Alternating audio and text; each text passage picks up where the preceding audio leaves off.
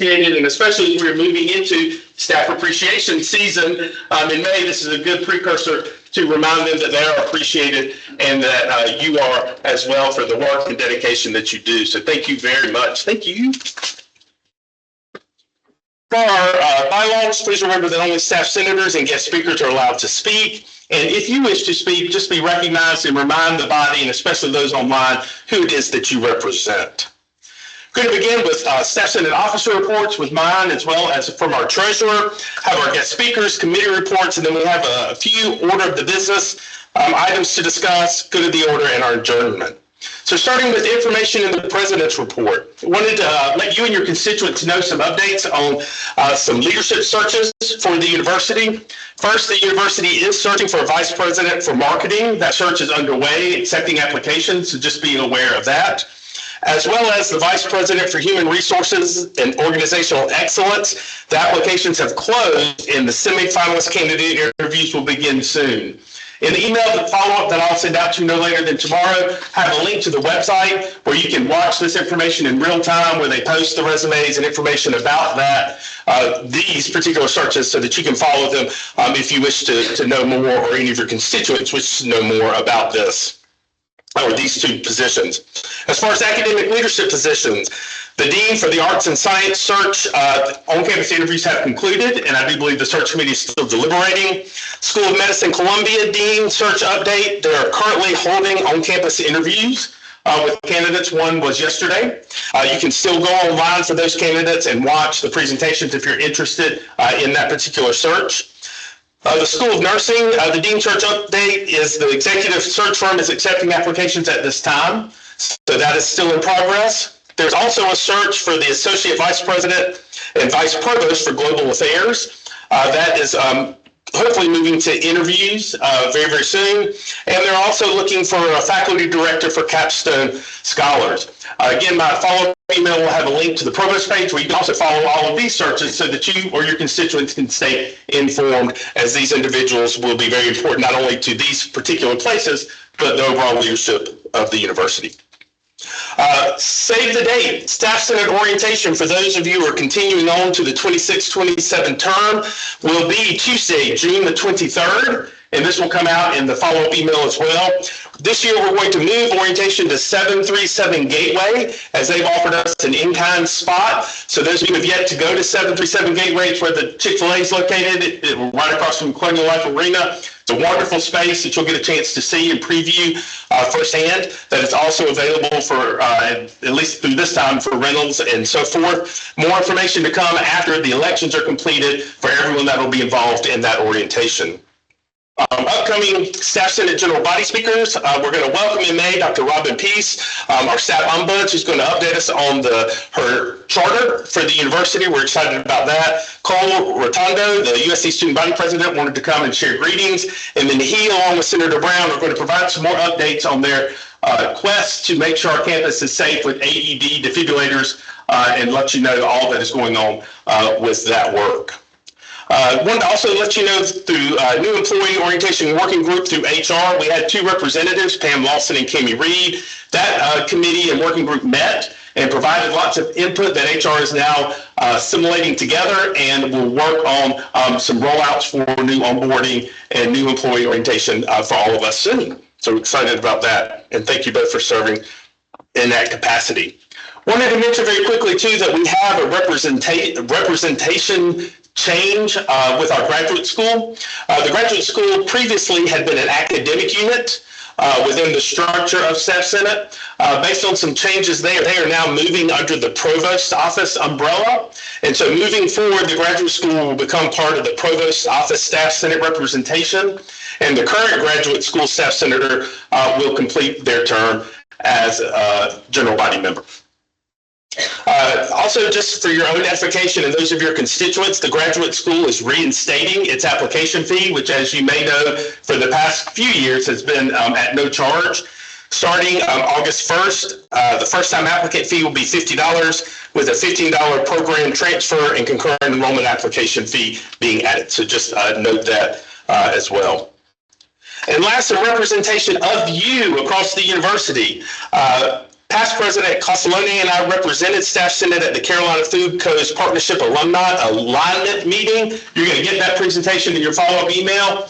It is impressive what our colleagues with Carolina Food Co. do for this campus on a daily, weekly, monthly, and yearly basis. I think you'll be impressed to just look at their stats and what they do for sustainability initiatives, what they do with leftover food, for those with food insecurity initiatives, things of that nature. So please take a look at that. Vice President Reid and I actually represented Staff Senate at the last Board of Trustees meeting, so we enjoyed doing that. And then VP Reid and I, which is the picture in the right-hand corner, had the opportunity to meet with Staff Senate and Staff Council leaders from across the SEC schools. And so it was nice to share ideas and get to know them and see that there are some common challenges across all staff senates and councils, as well as lots that we are doing that puts us honestly a little bit ahead of the curve. And so it was very, very nice to not only meet with them, but we're going to continue to do so regularly, which shares some valuable information with our colleagues at other institutions. Some opportunities for you and your constituents to be aware of. The big event, USC Serves, is coming up April 18th, I do believe this Saturday. So there will be a sign-up link in the following email follow-up that if you'd like to participate in this day of service for the USC or the Columbia community, that will be available to you. I've done this in the past. It's a lot of fun. You meet on Green Street. You have a lot of different opportunities to fit your personality of what you would like to do. I think the last time we did it, we picked up trash in the Columbia neighborhood near here. And so it's a lot of fun. It takes about half a day. It's a good time to get back.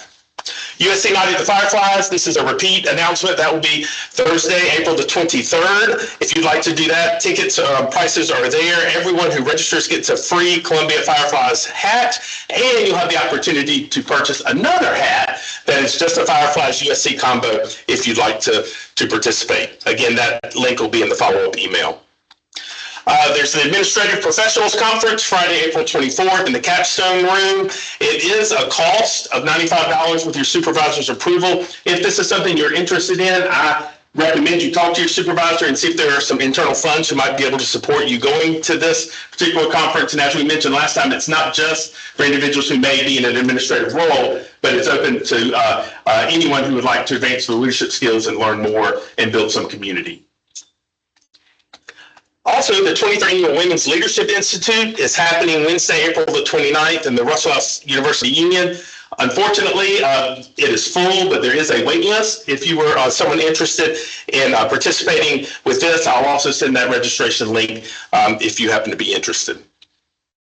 And then Horseshoe Catering is going to be doing a showcase for those individuals who may, as part of their work or some of your constituents, use Horseshoe Catering. I think they're going to talk about not only what they do, but enhancements that may be coming. That will be Thursday, April 30th. It's going to happen at Golden Spur. We'll get more information that I will shepherd out to you all as senators when that information comes.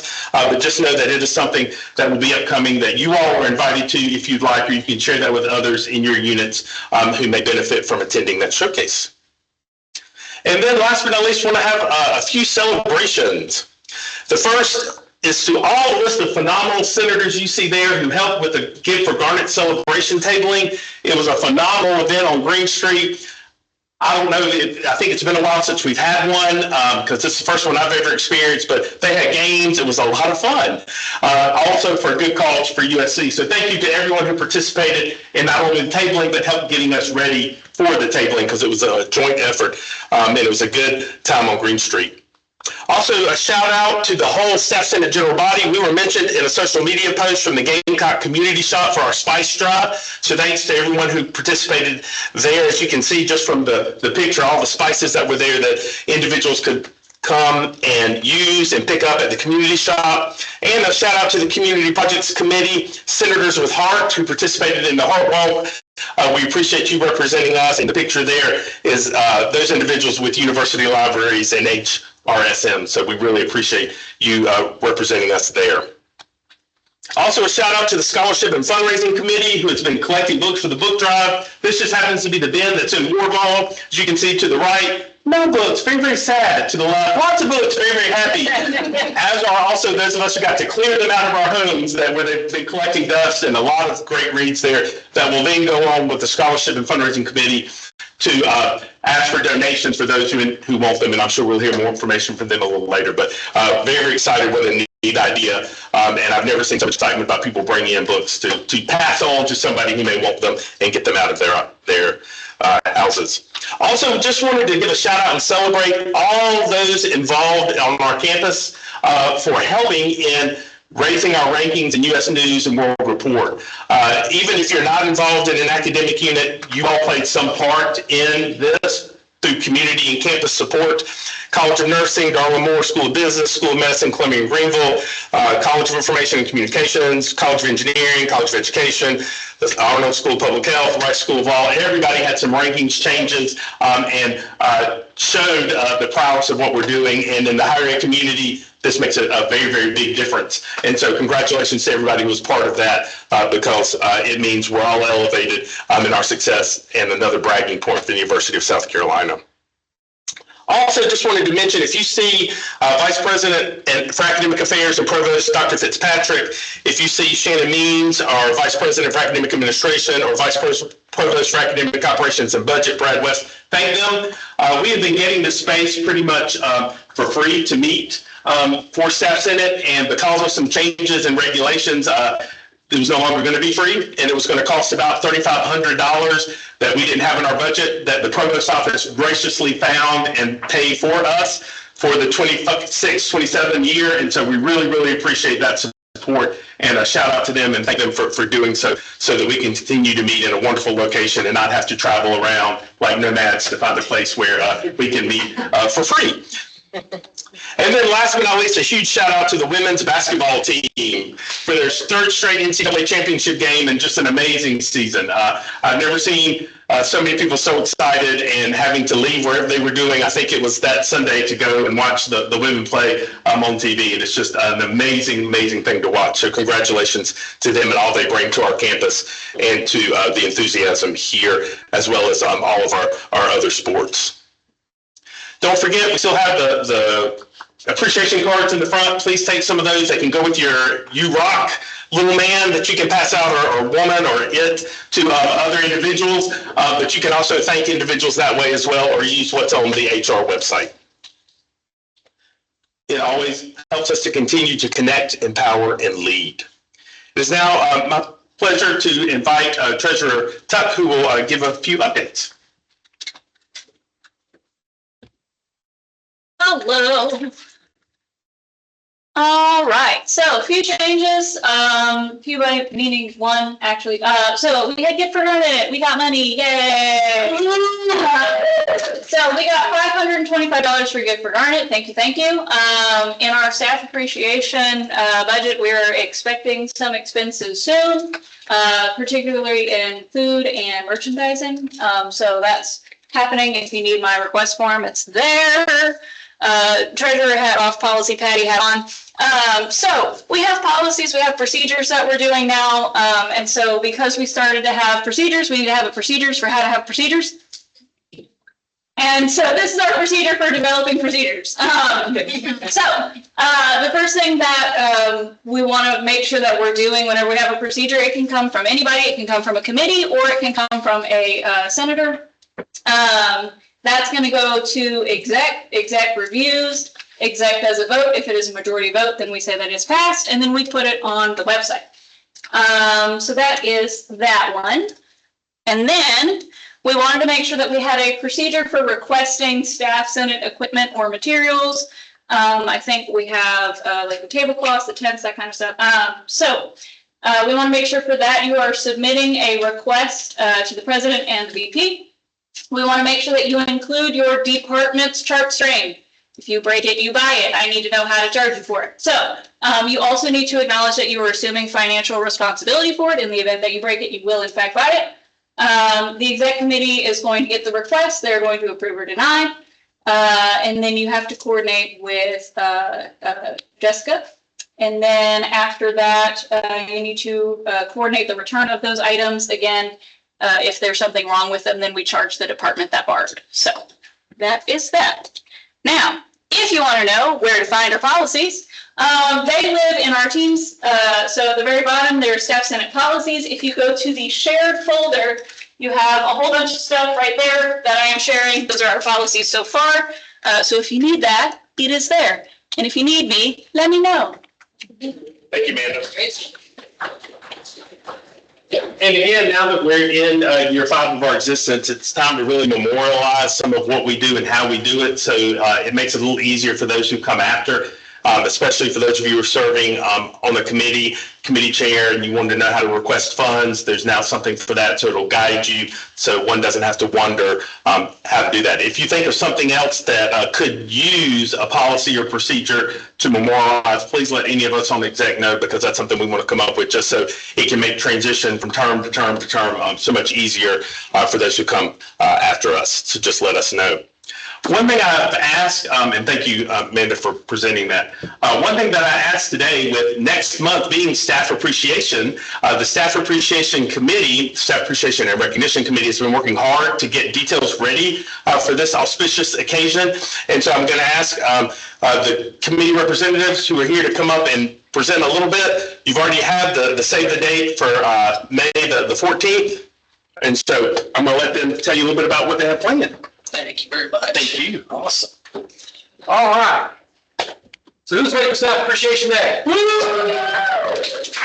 We are 1 month away, exactly, today. So this has been an amazing, fun thing to plan and journey. And I don't want to talk the whole time, so if anybody wants to come and talk, I talk too much in this setting and in no other setting. Otherwise, I'm shy as all get out. But we're very excited about Staff Appreciation Day. So we're going to show you some of the stuff that we've come up with. But there's still surprises ahead, because there's still stuff that we want to talk about for the next month that we might include in Staff Appreciation Day.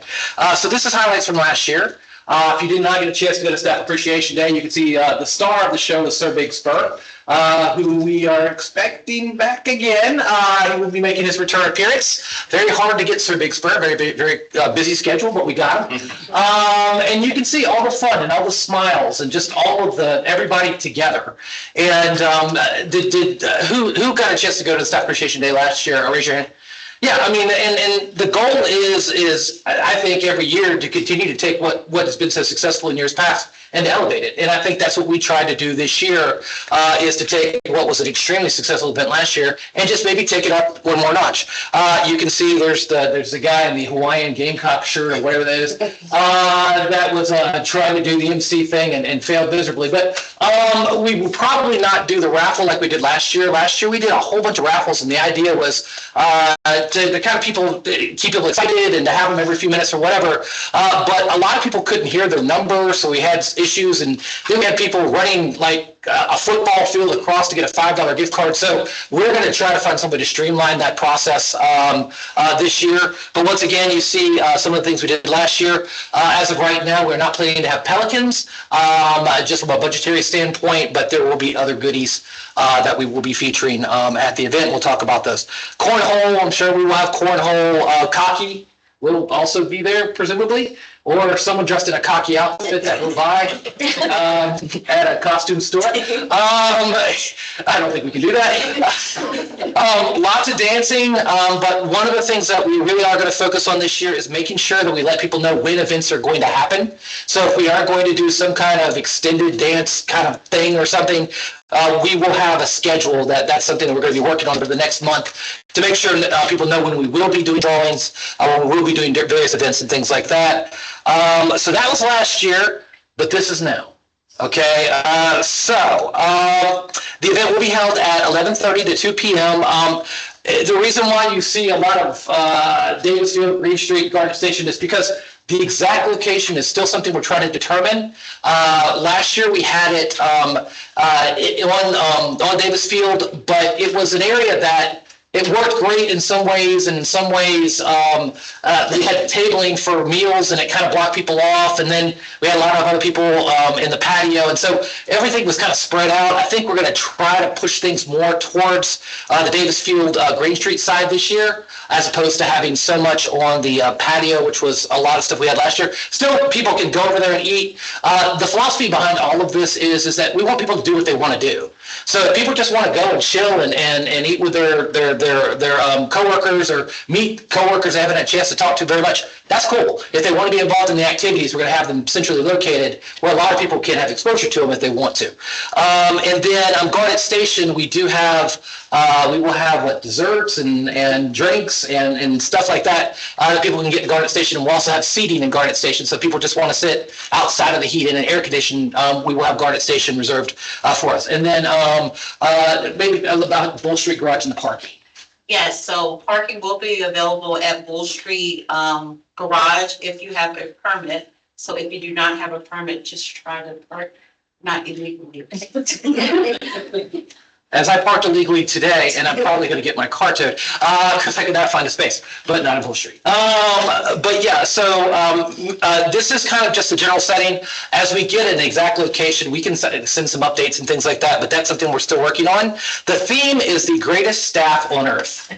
Okay, this is something that we kind of decided early on. I think it was a very kind of that we wanted to have a carnival feel to it, or like the fair. I think it was right after the fair, and that we kind of wanted to do that. So we came up with the concept of the greatest staff on earth, and it's definitely going to be something that's going to be running throughout. Anybody want to add to like that or the theme or anything like that? Okay, cool. Once again, if I'm talking too much, y'all can stop me. It's okay. Just throw something at me. Okay. The food menu is the 4 food groups of fun. Okay. There's not a single nutritional value. Actually, the nacho bar is probably the most nutritional thing we have. But we do have popcorn. We have corn dogs, which is a good carry along food. We have a nacho bar that features chicken will be the meat with the nacho bar, but there's going to be a lot of other sides that you can choose from that. We will have our carnival cookies, copyright for that. I'm going to call them carnival cookies. I don't think we're supposed to, but that's okay. We'll have chips, but it's not available on the slide as well. So that's kind of the main thing. We're supposed to have Coke or some kind of soft drink beverages in the Garnet Station. So I think along with, I don't know if I have water or not, but we are going to have some beverages there, and bring your own beverages as well if you'd like to do that. Entertainment, we do have a return of DJ Zapola, who came last year, did a wonderful job. So we're looking forward to what he has to bring to the table again. We do have gift cards of some sort. We'll get to that in a minute because we might need y'all's help on something. So we'll talk about that in just a minute. And then we have our 2 stars with Cocky and Sir Big Spur. More entertainment. I'm sure cornhole will develop at some point. Maybe we'll have a more structured cornhole, or it'll just be, it's there if you want to play cornhole. Inflatables, this is to be determined. We're looking into having, if you did go to the thing with the Garnet day where they had those kind of things on retreat, we're looking to kind of do something like that, but we don't have that nailed down just yet. Line dancing for the music. Musical chairs was very popular last year, so might do 1 or 2 sessions of that. Just audience participation games is something we really want to get, and something like, I haven't even had a chance to really talk to y'all about as a committee, but I just want people to go up and talk about their experiences here in some way.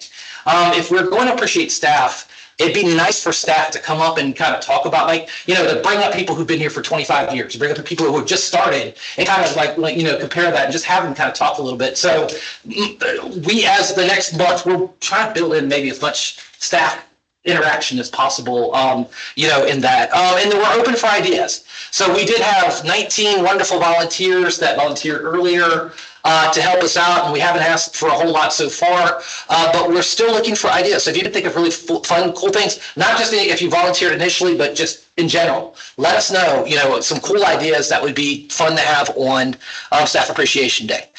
Y'all, us, will be getting this. Okay, so this is the official greatest staff on earth USC Staff Senate shirt that we will be ordering soon, or maybe already ordered. But we just wanted something fun. Once again, this kind of goes with the theme of the carnival experience. This is staff swag. So everybody is going to get a hot and cold pack. USC loves staff, and it will have that on there. So you can multi-purpose, hot and cold. Okay, so we're giving people 2 things basically. But a limited edition, and we're going to make this. Well, I want to make this really limited so that people fight for this, and like it goes on eBay and stuff. But we're going to have limited edition cups. Okay, so like the first 1250 or the first 1500 or whatever's in the budget. We're going to have that you could get a cup, and that's what you could use for the drinks and the in Garnet Station or whatever. So we don't, not necessarily promising everybody gets a cup, but everybody will get a hot cold pack. That is the plan as of right now. Cool prizes. Let's talk about the prizes. Parking pass. So tell us about the parking pass. Yes, so I don't know if you know, but I am Serena Cox with Parking and Transportation. And so we're gonna get parking passes this year again, and I am trying to get my folks to give us some more. So, everybody may not have like a annual pass that they do. Some people may need like meter cards. So I'm trying to get more stuff. So parking pass will be the Nickelodeon movie pass. We got that. Tell us about the Nickelodeon movie pass. So I've been reaching out to some local businesses. We have an annual movie pass, the Nickelodeon Theater. There's a former staff senator that works there now, so she loves us and she wanted to grace us with that gift. Adla Flower is also putting together a special gift basket that'll be one of the prizes. And then we've had kind of a soft yes from a few other places that want official letterhead, which Michaela, I still have to talk to you about that. But once we get our in writing request out there, we'll get a few more things as well. So I think that's one of the things we need help with, right? If we know people, have connections that might want to donate to the cause. If any senators know somebody who owns a business that wants to give away free stuff, that's what we would like. So that's what we're looking for. So any big gifts, fun gifts, we will still do gift cards too, but we want to have the larger gifts as well, for the raffle. So that's still determining those, but we're getting a great start on the gifts. We will have a silent auction. The scholarship committee will be running a silent auction, correct? Yeah. Okay, so that will be held as well. So we will make sure to plug that as many times as possible. That will be separate from, that's a bidding thing, but there will be a silent auction as well. And then there's also, we're going to be doing a book sale. The books that were collected from the scholarship committee, correct? We will be selling those at the event. So kind of looking for as many things as possible for all interests, for all enjoyment to have at the event. We need fun activities for the staff. That's what we kind of talked about. We definitely need some fun things to do. We may be asking for $5 or $10 volunteer gift cards before the next meeting. So if we do need that, we'll send something out to the various channels that need to be sent out. And then if you could bring it to the next staff senate meeting, which is 2 days before the event, that would help us out a lot. The more prizes we give, the better, even if it's just a small prize. I think people just like winning stuff. They don't like running a football field to win the stuff necessarily, but they do like winning stuff. So anything that people would be willing to donate, we'll talk more about that. And then Senator White, do you want to talk maybe more about like how we're going to solicit volunteers and get help and things like that? So basically, the senators that did fill out the form to volunteer, we would obviously email you first. But we need help the most with setting up, starting at various stations and tearing down after, probably more so set up and tear down. But an email will go out with the sign up link just to see which preference you have. We don't want to put anybody where they don't want to be, or your time may be more valuable in other areas. So please be on the lookout if you did sign up to volunteer. It's still not too late. If you want to volunteer and you didn't sign up initially, you can still email me or Senator Shelton, and we can make sure you get that sign up link to volunteer at one of these areas.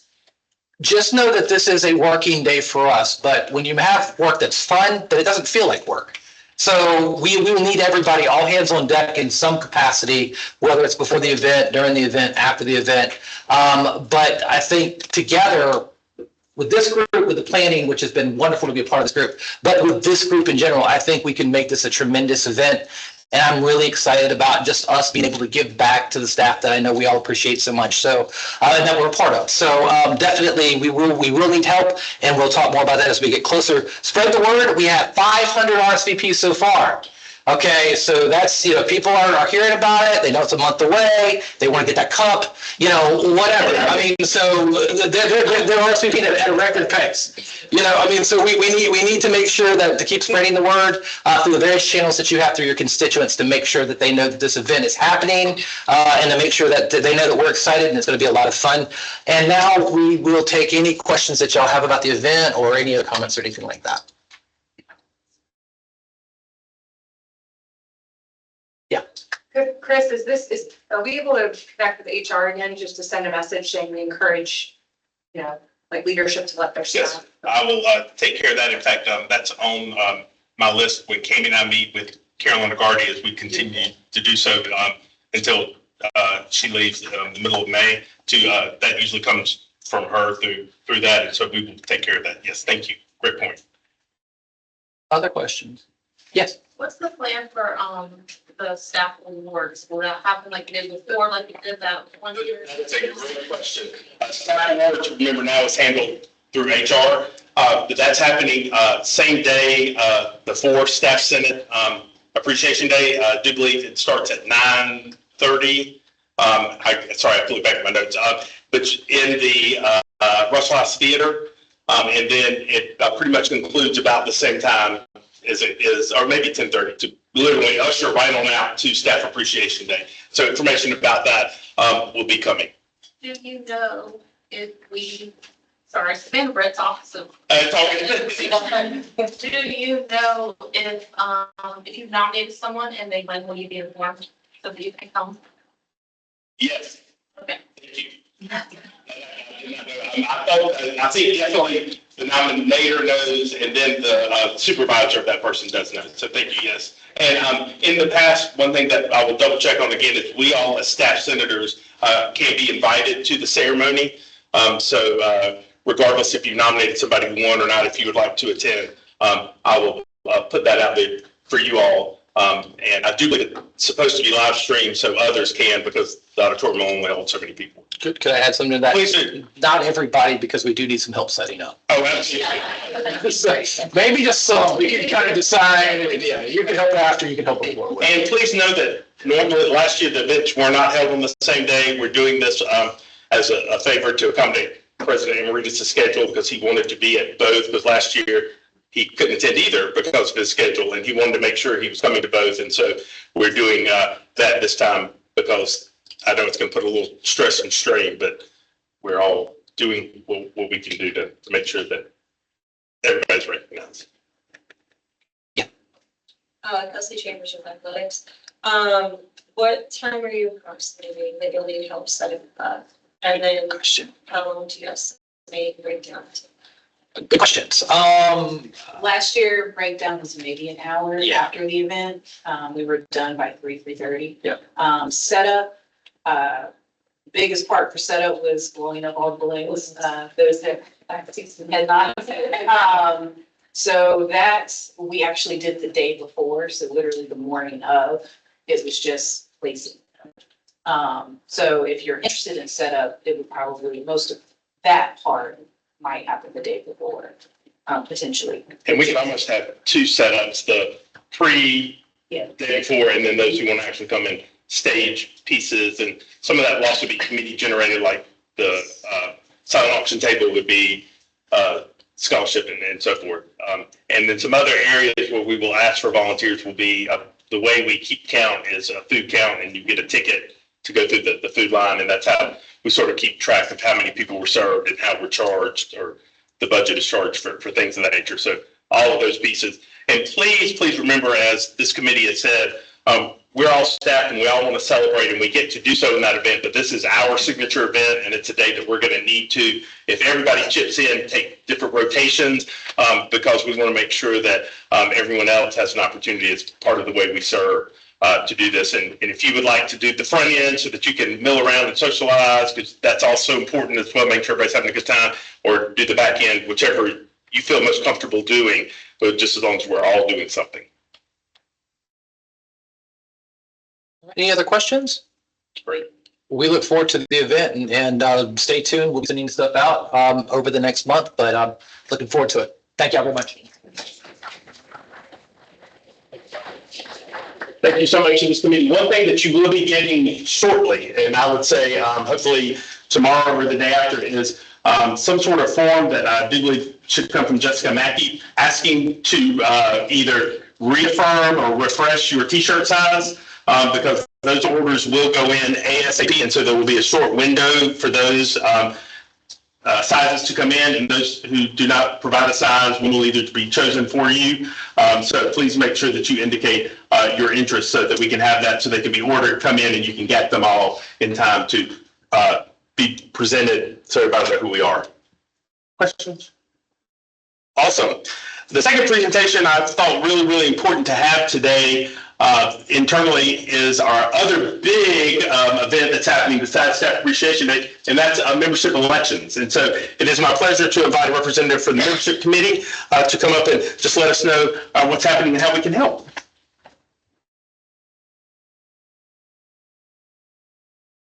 Okay, thank you. I'll give some updates on behalf of the membership committee and some important dates as far as the election goes, and then you guys can ask any questions that you might have.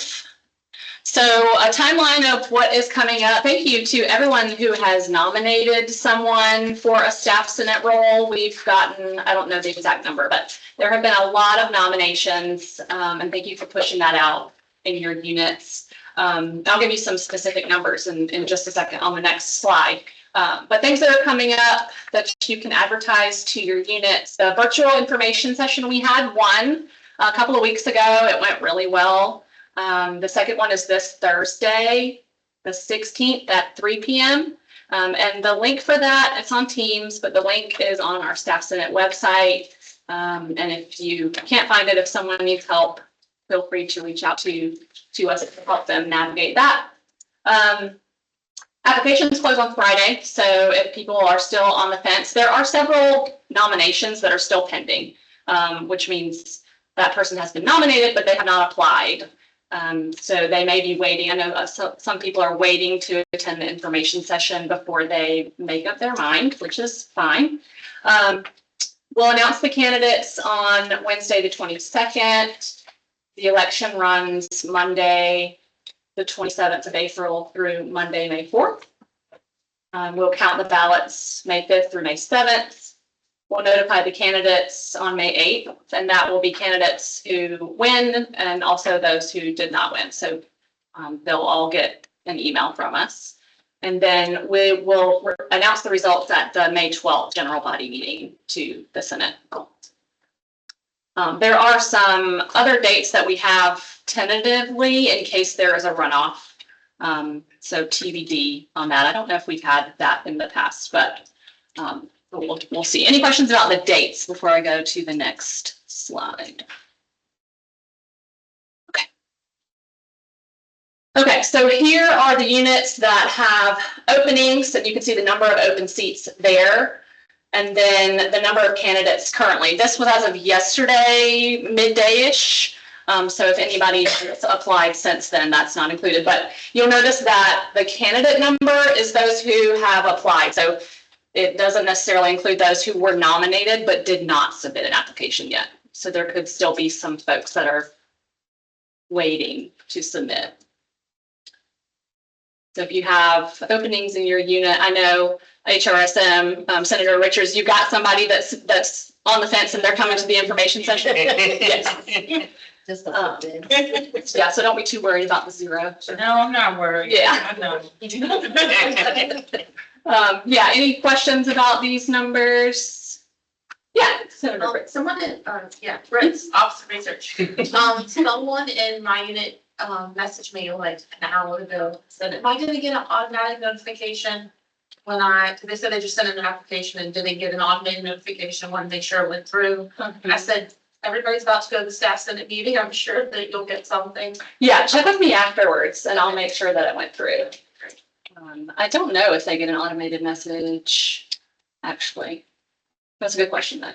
I do know, and I want to add that Jessica Mackey has been sending out emails to supervisors asking for their support if they support this nominee. So that's something that I don't think has happened in the past couple of years, but she's been doing that and documenting that as well on our end to confirm supervisor support for nominees.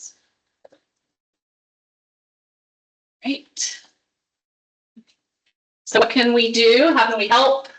Just encourage your colleagues to apply if they haven't already. Attend the information session this Thursday at 3 o'clock. They can ask some questions, find out some more information about the Senate. And then once the election opens later in April, please advertise it in your units and let us know if anybody in your unit needs or could use a paper ballot. We'll reach out to those units that have a lot of employees who may not sit at a desk. to make sure that they have the ability to vote if they so choose. You guys have any questions about the election? There's a lot of moving pieces I've learned this year on the membership committee.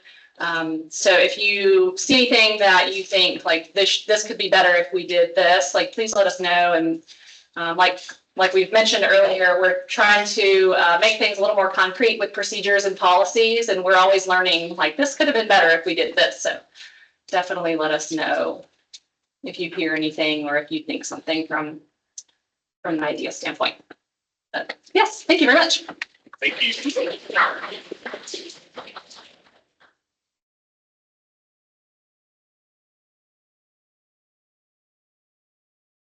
Next, we will have our reports of committees before we move into our order of business. Membership, did you have anything else you wanted to add? Awesome. Next, we'll have communications.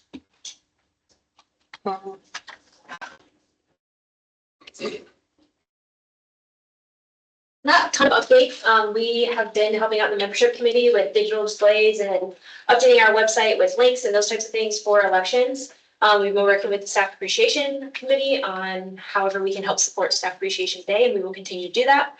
And that's it. Other than so the digital displays went out to all digital display managers, but specifically to the units that had open seats. So hopefully you see those in your units. Any questions? Okay. Awesome. Thank you. Staff policy and well-being.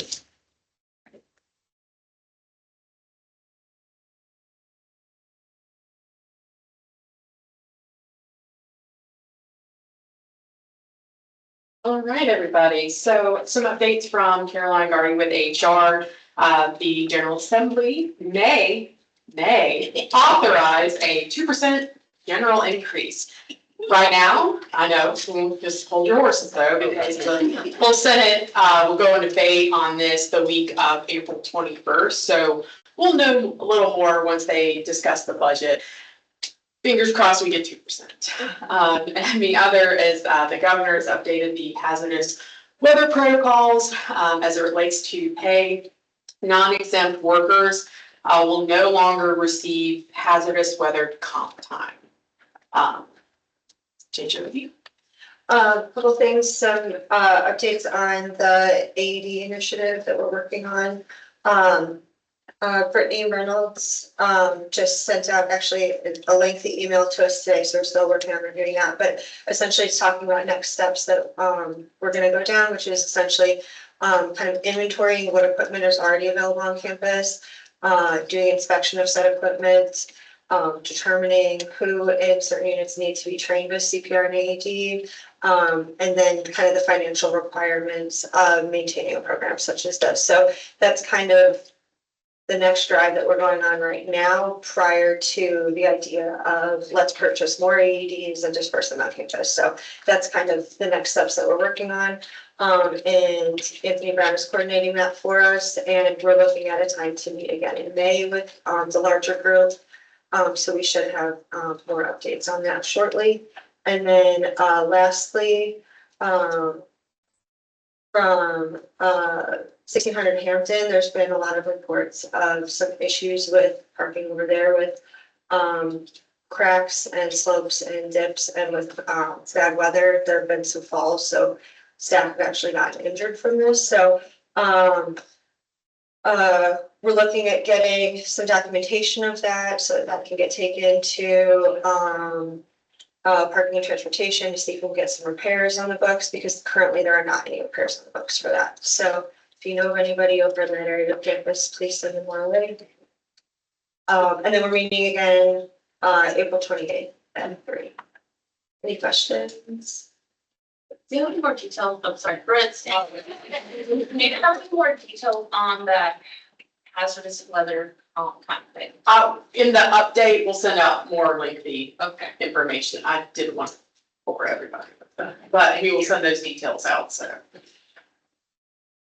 I think it really had to do with those who are considered essential, who would come in and receive some comp time. I think the state is looking overall at how who received it, who didn't, and how that's going to kind of change a little bit. because it's all trickling down from the governor's office, Absolutely. so it's across the board. Any other questions for us? Thank you very much. Awesome, thank you.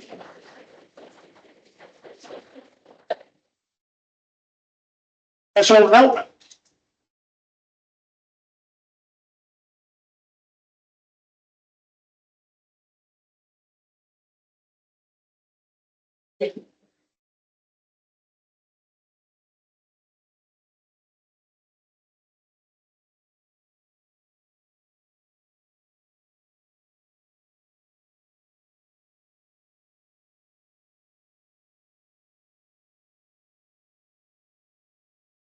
Series in technology. We are in fact doing that. We have dates set out. So the first part of this whole learning series is AI Foundations. Going to cover the basics of AI, provide explanation of terminology, discuss prompt writing, and also review the current capabilities and limitations of AI. Pretty important to me, the AI educator team has also agreed to talk about morality and ethics when it comes to AI use. So if that's something you're interested in, I highly recommend that you join. Part 2 is going to be AI won't take my job. And then finally, part 3, that's the session that the AI educators are already given to faculty members. It's another been offered to our staff members. And then the final part is going to be a demonstration series where they kind of take some examples and show staff members how they can use AI in their own workflows and kind of come out of that meeting with some ideas to implement. So the first one is going to be held on Thursday, May 21st, 2026, from 1 to 2 p.m. Now, we are going to have this in an actual physical location and host it virtually, but we're going to send out an RSVP that you will get with your notes tomorrow-ish. I've got all that, I'm ready to go. We'll have the dates and everything, and even a cool flyer that they made. An amazing flyer that Senator Fife made, so absolutely looking forward to that. So if you have any questions, comments, concerns, let us know, but that is incoming. Yeah, excited for this partnership. As somebody who went to one of their trainings recently, the AI educators that held some trainings for us over in student affairs. I can tell you that they really do bring a relatable approach to teaching AI and making you think. They've clearly done their research and what they, as Jalen mentioned, what they think ethically and what they think practically for all of us. So regardless of your feelings on AI, I know I have a few myself, learned a lot from them, and I think you all will learn a lot from that as well. So hopefully can share those out. And again, thanks to Senator Fife for not only designing the flyer, but also doing a lot of coordination with the AI educators to set this up. And now we will turn it over to immediate past President Colacione for another adjacent announcement. So I'm also a part with this crew, with the PD committee, with exec liaison, and wanted our PD highlight of the month is actually something my office provides. And so I wanted to be able to share that with you all if you are interested. And I would encourage you to share this with your representative areas and your constituents. But it is actually a free professional development opportunity. It's called Dialogue for Change. And it is actually a week long, so 5 days. 8:30 to 4. Really, it starts at 9, but we have breakfast, we feed you, and lunch. And we do an immersive experience of engaging in intergroup dialogue, but really having participants understand what is dialogue, right? Versus debate, versus discussion. What does it actually feel like? How do you actually immerse in it? And then how do you develop that capacity to engage in dialogue? And so in just a time where if you are looking for connection, if you're looking for collaborative experiences, meeting people from across campus and across systems, because we have some that participate from systems as well, this opportunity is for you, and it's free, which you don't get nowadays, right? Thank you, right? So it is for our faculty, staff, and graduate students. You do have to apply because we want it to be a cohort experience. And so we really look at like, what is the reasoning? Not just because, I want to get out of my office all day, right? Or like get out of what I do normally, but really, why do you want to immerse in something focused on dialogue? What does it mean to you and how do you want to grow? And it's such a different professional development experience that if you have never immersed, I can't talk more highly of this experience. It is transformative when it comes to the data, right? The data informed part of the house, the experiences that I hear from past participants, this will be the third cohort of this, is that it is the most transformative experience of their careers. being a part of it. And so I use that, not saying it lightly. It is just so incredible to watch people. And so if you are interested in something different and something that you can bring back, right, to how do we engage in the work that we do with dialogue, with our students, with our teams, I think this would be an incredible experience for you all as staff senators too, thinking of how you connect with constituents to immerse in. But for anyone online, this is for you as well. And so is there any past participants in the room? Yes, would you all be open to sharing? Yes. Just a little bit? Oh, okay. It was amazing. I do agree, the cohort, everybody, you see different people from across the campus, and that made me remember that one of the people that was in my cohort emailed me, and I didn't respond. So, this took place last year, and I'm still in communication with everybody in that cohort. And it's a great opportunity. I encourage you to try to get into it. Yeah. It was great. It's intense in the best way. Like it is, there were long days, but really meaningful. And I've worked here for like almost 15 years and met at least 15 people I've never even seen before. So really, I think the application and allowing them to pick people from different units was one of the coolest parts. But it is not like casual experience. If you're immersed, you are immersed. So when it says 5 days, it is 5 days. So, do you consider that other conflicts where you're like, oh, I can bring my laptop and do it? It's not that kind of. Yes. Yep. You were fully engaged the entire time. Yes. And Dr. Peace. Oh, yes, I would agree with all of those. I really liked the cross-cultural perspectives that everybody brought to the table, that intersectionality of all of our different social locations and identities really provided an enriching experience because people were very vulnerable. And so a lot of differences and commonalities emerged through our talks. It was vulnerable for a lot of folks, including me, a lot of tears sometimes afterwards, because it's not just about our workplace, but it's about our lives. And so we have an opportunity to reflect on our past, present, and maybe even our future. And for that reason, it was it exceeded my expectations. And I felt very close to the people at the end. So you get to build some close relationships, like folks mentioned, that you still remember to this day. Yeah. So with that, thank you for the PD committee for letting our office be able to spotlight this month. I hope you all think about participating and applying. And if you have any questions, let me know after. But thank you all. Thank you. And the link will also be in my follow-up email if you're interested in this as well, so you'll know where to and how to apply. Community projects.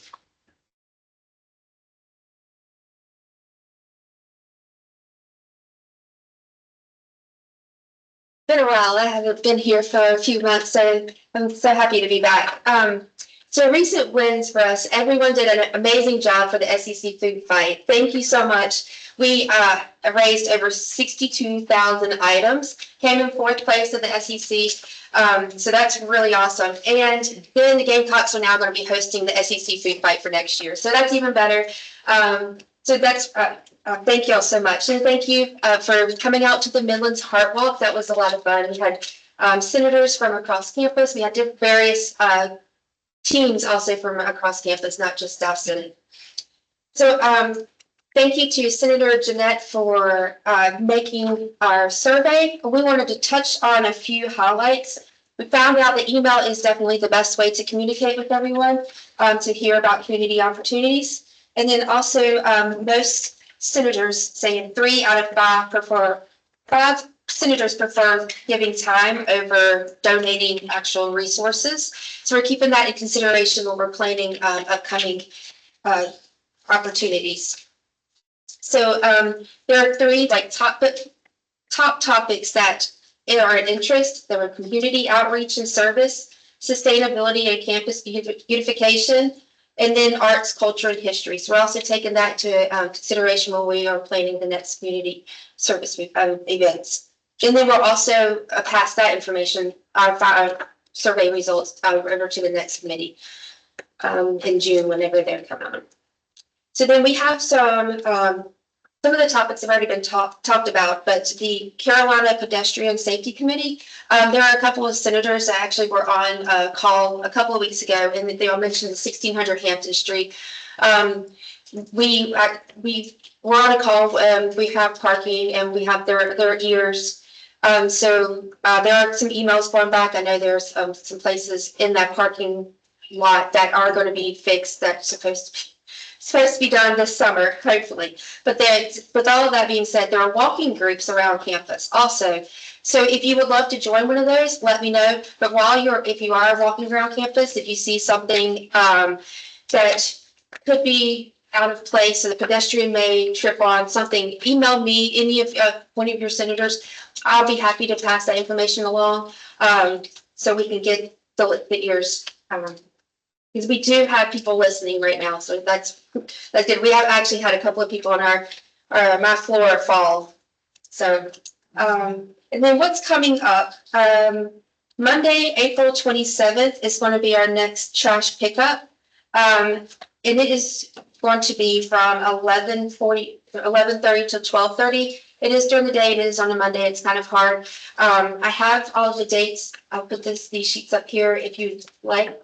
But if you'd like to join, please feel free to join us. That's going to fulfill our commitment to keeping Midlands beautiful. So we want to make sure we get that fourth trash pickup in.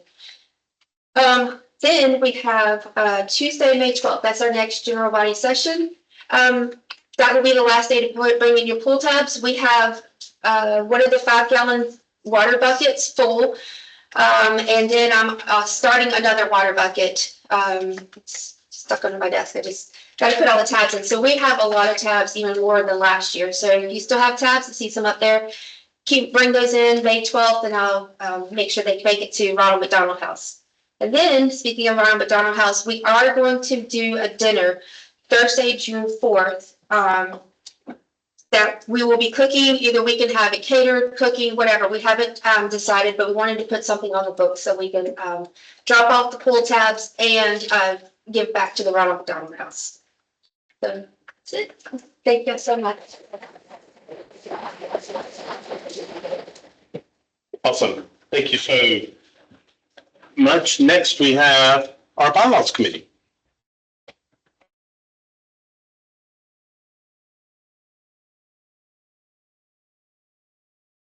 Hello, everyone. So we're going to keep it quick because we actually have some revisions coming along for business later, which is exciting. As you know, one of our goals in bylaws was to look at committee descriptions. And so today, it's exciting. I feel like, you see things in fruition. So we have professional development, communications, and community projects with some revisions that are coming up, and that will be discussed later on. But a part of the conversation for committee updates or just conversations at large, there's been a theme about senator expectations and if that should live in the bylaws or where it should live. So as a committee, we've kind of discussed that and think that we have to do more like surveying or general body discussion about what that should look like. But just wanted to highlight that that's been a theme, like maybe this should actually look in the bylaws, which is an important thought for the upcoming year.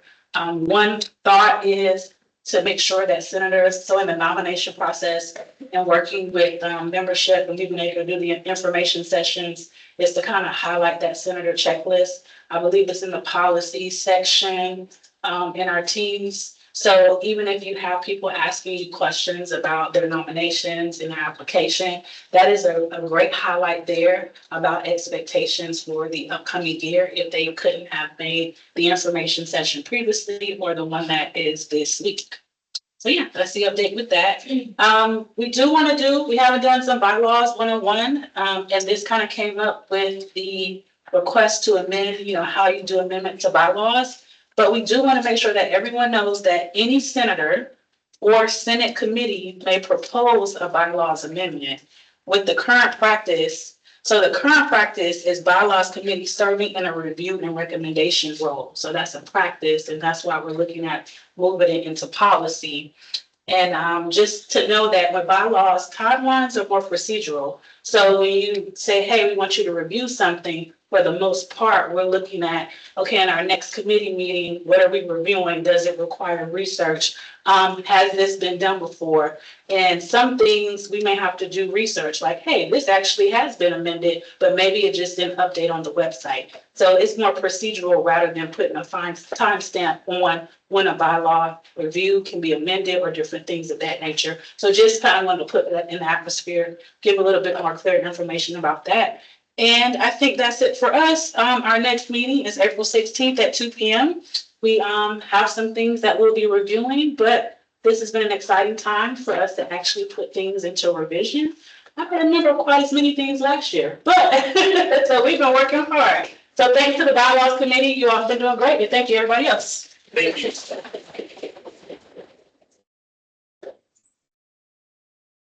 Staff appreciation, anything else? Could I, just a shout out to the communications committee for all the help, and getting the word out. I didn't say that before, but I just want to give a shout out to the communications committee. Excellent. Shout out communications committee. Thank you.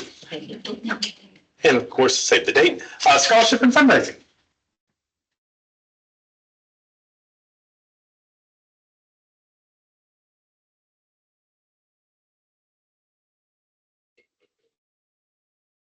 So our book drive went pretty well.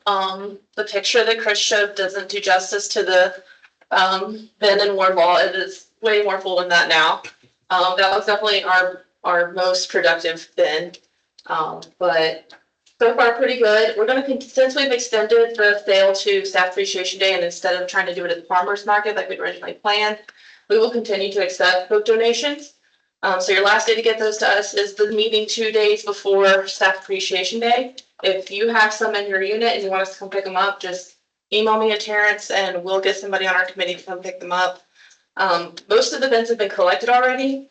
That bin has not, because it was too heavy for me to move, so no problems. Yeah, we'll still take books. It's going to be a pay what you want situation. It's going to be like a donation based. You give a donation, you get books. You get to decide how much that donation should be.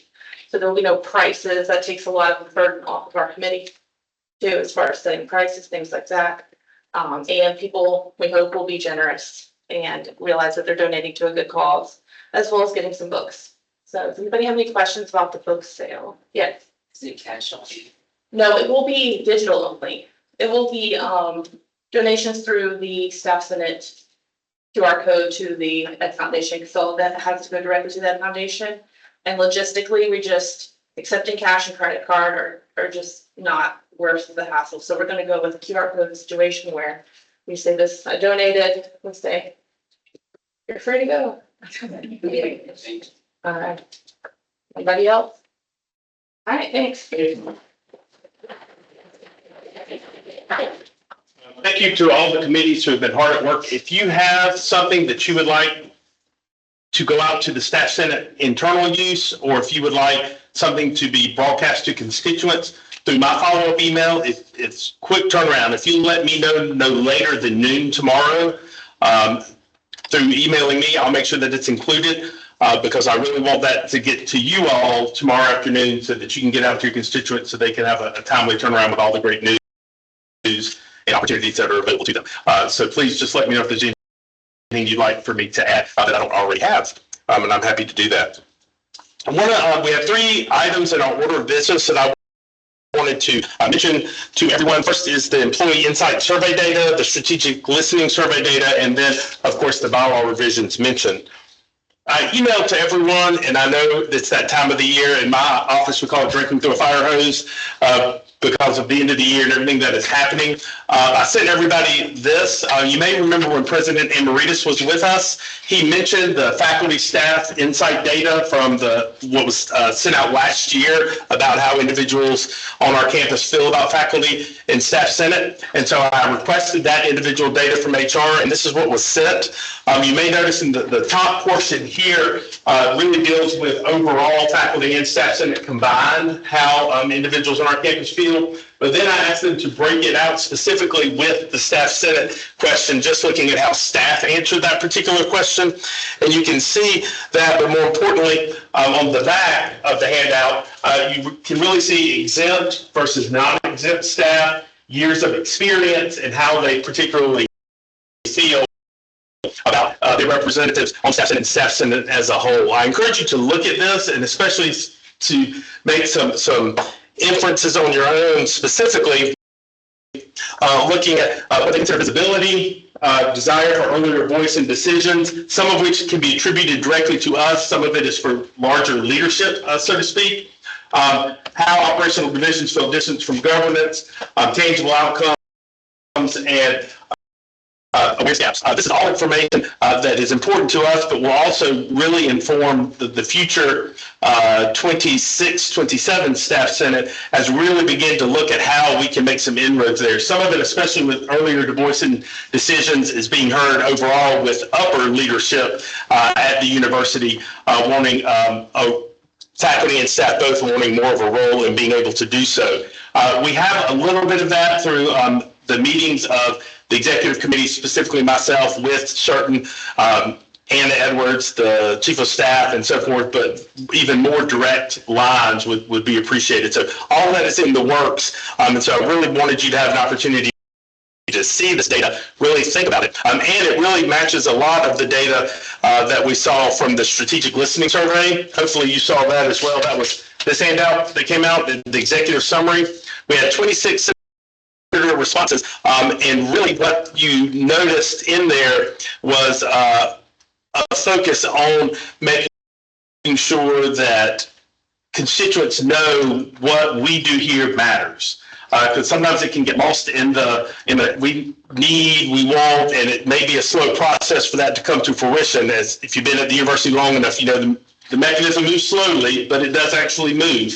And we're really interested in continuing that momentum.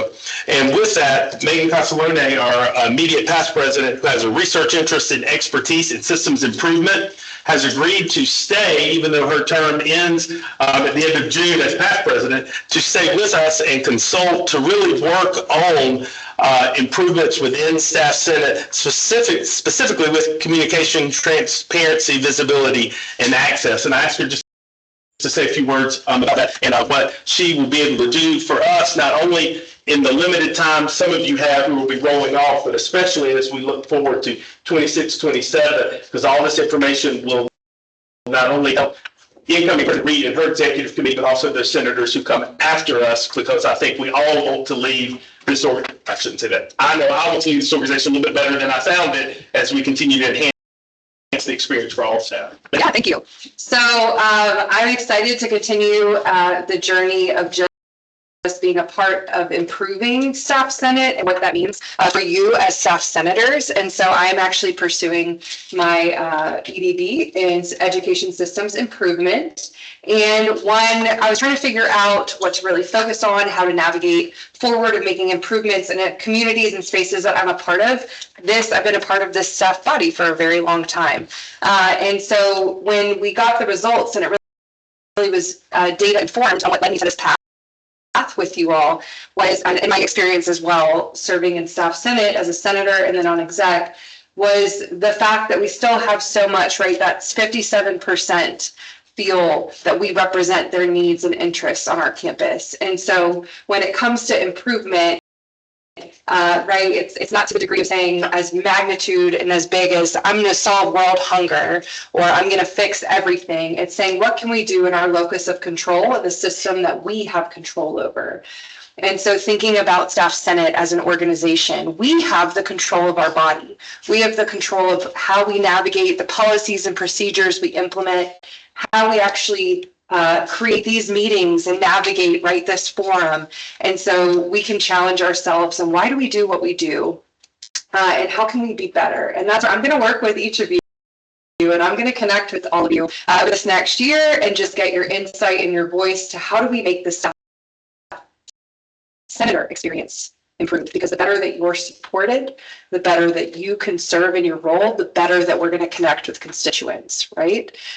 Because we can't control how others are feeling we can only control what we're doing in our system, in our organization. So I'm going to be working on helping you figure out how to make the most of our staff senator experience, what you get out of it, how we can support your work within the realms of communication, transparency, access, visibility, as we hope right within that outcome. And so it's all about small improvements. That's really wonderful with education systems improvement. It's just saying, let's focus on one thing, see if it tweaks and if it improves. And I'm going to be working with you in that capacity over the coming year. And so we'll do, we might pilot in a division or an academic space with academic senators or divisional support senators. We'll figure that out, but I'm going to be here to help support you. And so that'll be a great addition just to what we see in the next year. So thank you all for bearing with me as we go through this, but it's going to be a wonderful, I think, area that we hopefully, whenever this survey or pulse, whether it's the pulse or the big one comes back out, we will hopefully see some improvement when we have it. Any questions? Any questions?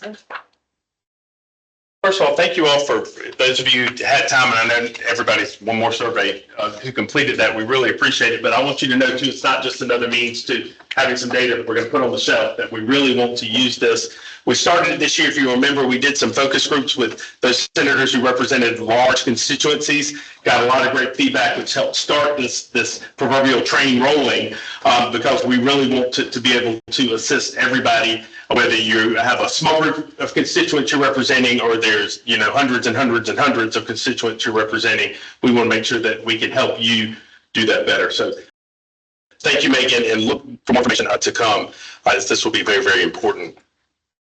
Next, I invite Parliamentarian McCormick to come up, and we'll talk about some bylaw revisions.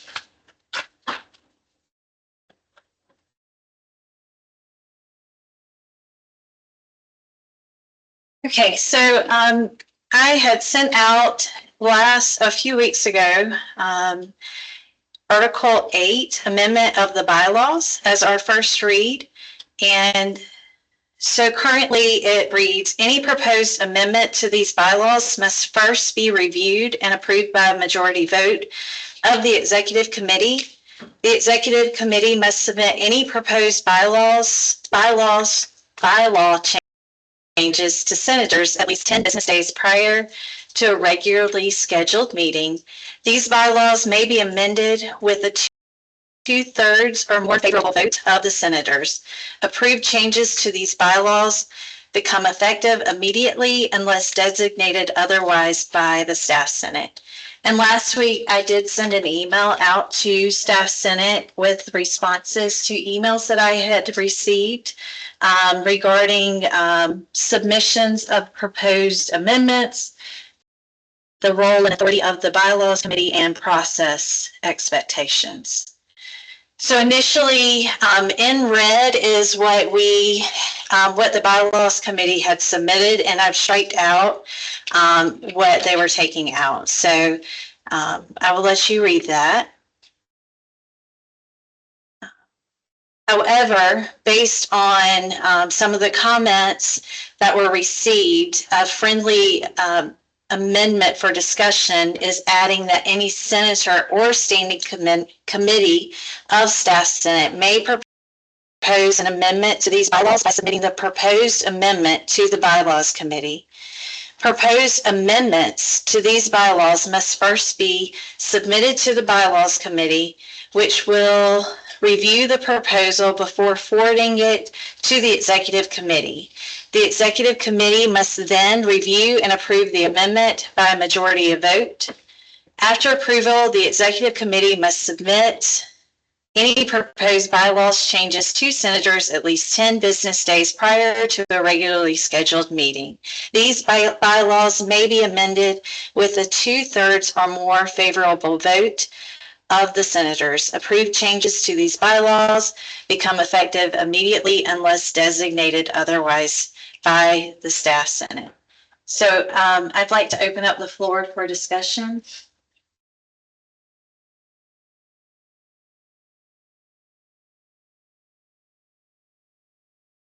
Yes, Senator Richards.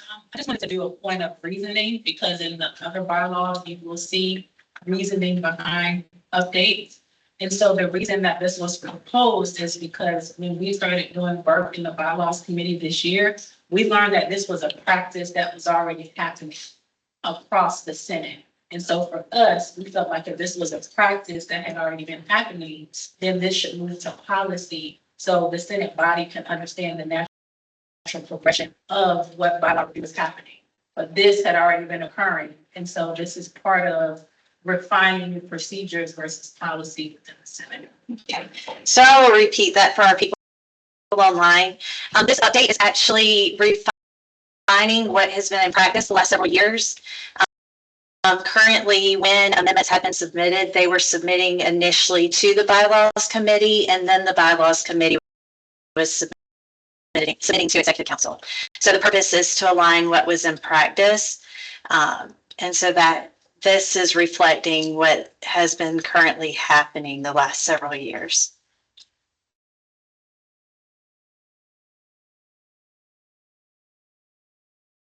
Okay, seeing that there is no discussion, do I have a motion to move forward with the vote?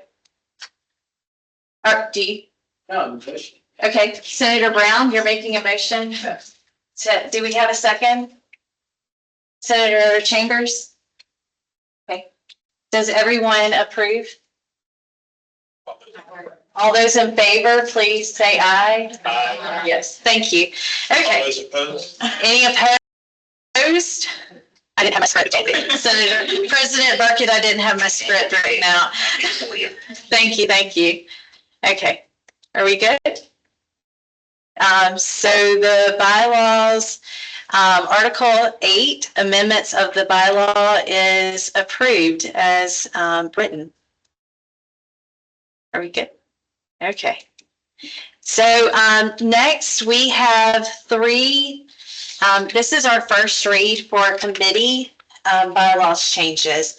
And so for Article 7 committee, the Communications Committee is proposing to remove division-specific language and better reflect their current work.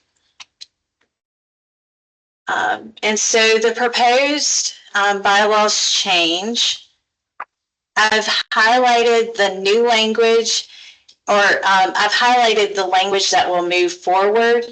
And in bold and red is the additional language.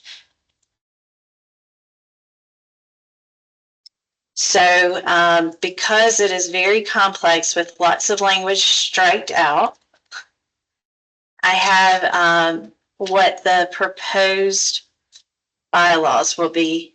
So the purpose of the Communications Committee is to relay the activities and contributions of the Staff Senate to all university staff, as well as work to improve communication efforts across campus.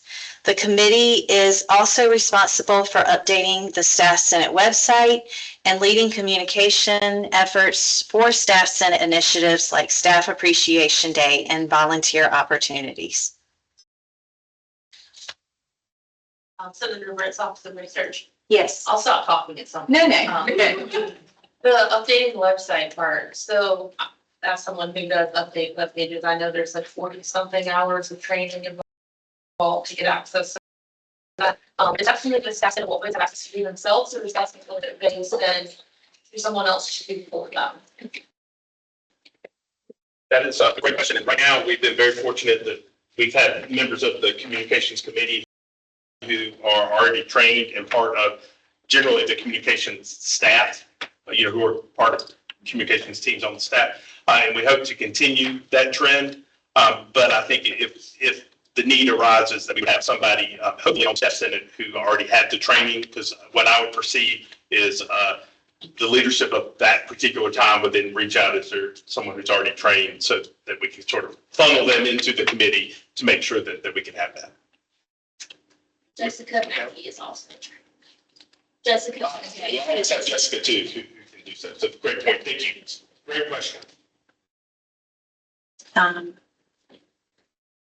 Okay. Are there any other comments? Would we need to update the language as written with that? No? Okay.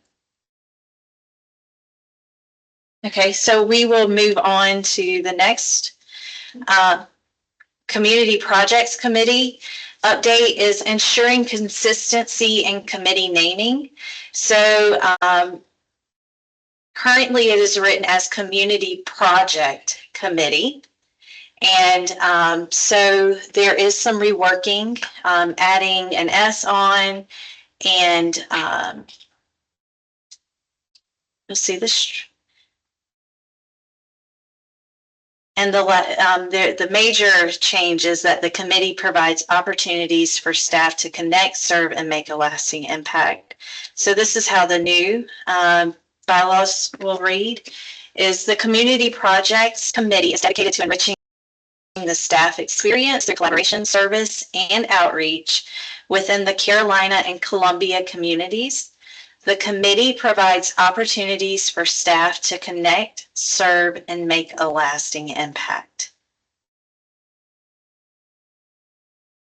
So that's.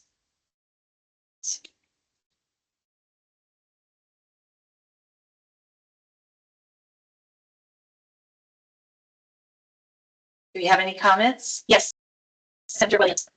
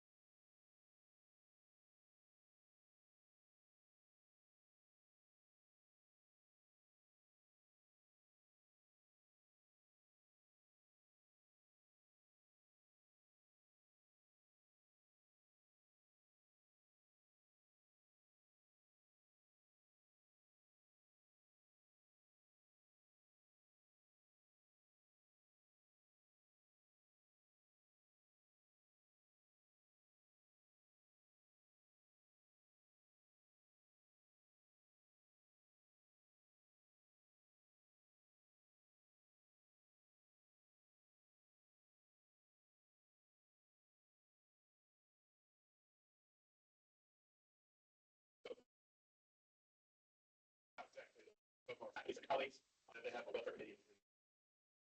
It's somewhat very, very unique to us and what we do. But I think anyone, that's a great question. In this month of review, since this is the first read, if there are ideas or suggestions, that can go to for this one, the community projects, let's say somebody has ideas, it should be the service committee, I don't know.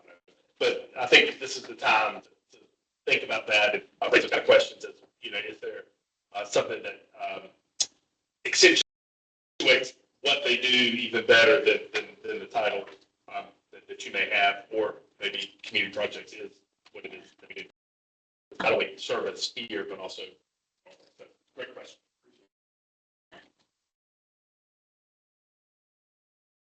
And so it was rewritten to add collaboration, service, and outreach. I mean, initially it did not specifically have service written in there, but the rewrite does include collaboration, service, and outreach.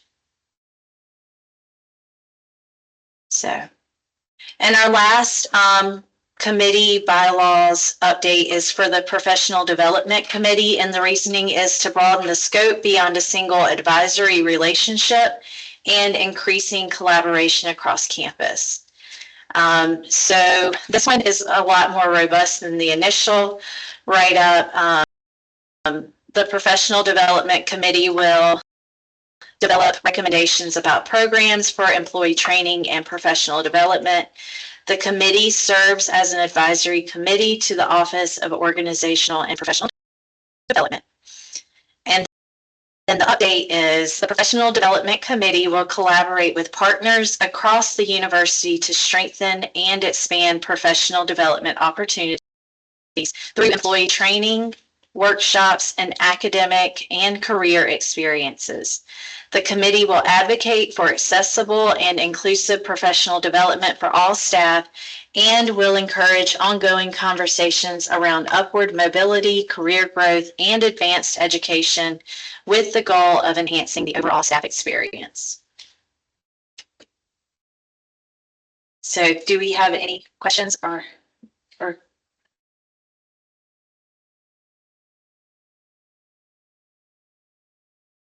seeing that there is none, I will turn it over to President Burkett. Awesome. And again, this is first read, so if you have any suggestions that you think of or any of your constituents do, please let anybody in the exec or parliamentarian McCormick know. We'll send those to the committees. If not, we will revisit this at our May meeting and see if we can make some more changes to be more descriptive of what our committees actually do or are doing now 5 years in from what the originals were first established. Thank you very much. Good of the order. Any announcements from the body?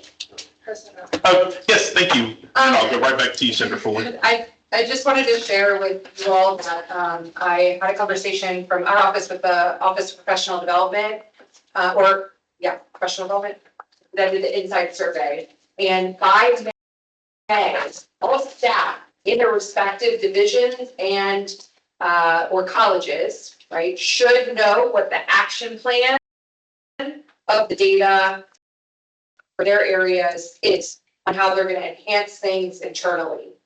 And so that's a really important thing for you all to know, is that staff should already be aware, like every staff member should either already be aware now or be communicated with by May, the month of May, from whatever the action committee is for each of the respective areas. So as you go and talk with your leadership, whether it's monthly or how you communicate, this should be a question that you bring up of if it has not been talked about or discussed with the whole body of your staff and constituents yet in some way. Like, how are they going to communicate it? Like, how are they going to share the information, right, in an aggregate way? But staff should be aware at every level. I asked that very distinctly. And so that was something that I wanted to make sure you all heard here as well. That's really important. And the plan should also have goals. I know for the culture, we just got ours this week or the end of last week via email that had all of that information. So I encourage you to be on the watch for that. Senator Fuller. Yeah, just for the AI basics learning series, typically you don't have to go to all the sessions. You can sign up for one here, one there. You have the basics and you just want to know how to implement it into your workflows. You can just send that session. You don't have to go to all of them. Thank you, Senator Fuller. And just for clarification, this series is just for senators or senators and their constituents? This is for all staff. For any staff on campus. Awesome. So that will come out too in the follow-up tomorrow. Any other announcements or good of the order? All right. Please remember, it's important that we continue to connect, empower, and lead in each and every way that we can. Please remember that you rock and pass one of these on to somebody else and share the joy. Is there a motion to adjourn? Thank you, Senator Morgan. Is there a second? Thank you, Senator Love. All those in favor? Anyone opposed? Thank y'all for a great session. Jack, y'all can stay around for just a little bit. I've got a quick moment for y'all.